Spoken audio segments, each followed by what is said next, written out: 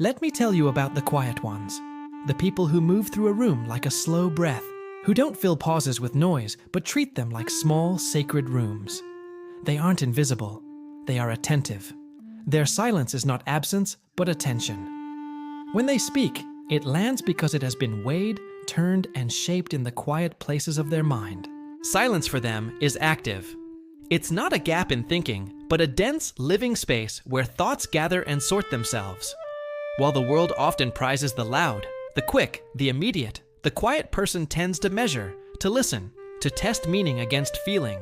They process more than what's said. The tone, the hesitation, the tiny shifts in posture. And that processing shows up as presence. Presence creates weight.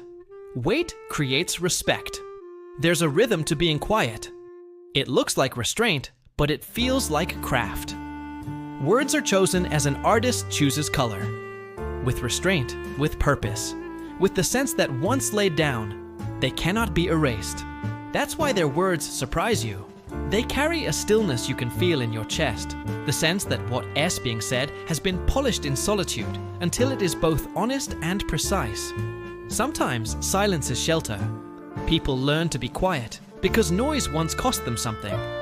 A laugh that turned into ridicule, a truth that was dismissed. When speaking exposed them to harm, they found safety in listening. Over time, that safety becomes identity. Adaptive silence becomes a way of moving through the world. Boundaries that filter who gets close, who hears the full story, who is given the small, meaningful space of their voice. There's also a tenderness in that quiet. Many who speak little notice more. They remember details you mentioned in passing weeks ago. They sense the weight behind your smile. They offer comfort with the steadiness of their gaze, not needing to fix you with advice. In their presence you feel seen because they have the patience to notice what others skim past. Empathy for them is less about words and more about time and attention. Yet silence can hold strain, carrying everything inward. Observations, empathy, unanswered questions can become heavy. The same quiet that allows depth can also isolate. The gap between what is felt and what is spoken widens into an ache. Quiet people can long to be known, but fear being misread. They crave connection, but dread the spotlight that might reveal the parts of them that are fragile. There is a power there, though. In a culture of quick reactions, the ability to pause is a kind of mastery. To resist the urge to respond and instead reflect is to practice self-regulation. Great thinkers and creators have lived in that stillness. Ideas need room to ferment.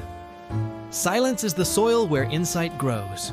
When it finally surfaces, it feels inevitable, as if the world had been waiting for that one right sentence. So if you meet someone who speaks softly, do not mistake quiet for indifference. It may be a careful kind of love. Listen to how they listen. Notice the way they enter a conversation, not to dominate, but to witness. If you are someone who prefers stillness, know this: your way of being matters. You do not owe anyone noise to prove your value. Your presence, your attention, your depth, those are contributions the loud cannot easily replicate. Hold your silence like a careful thing, and let it teach you when to speak and when to hold the space. If this resonated with you, take a moment to notice someone who listens more than they speak, or share a moment of your own quiet in the comments. There's love to hear how silence shows up in your life.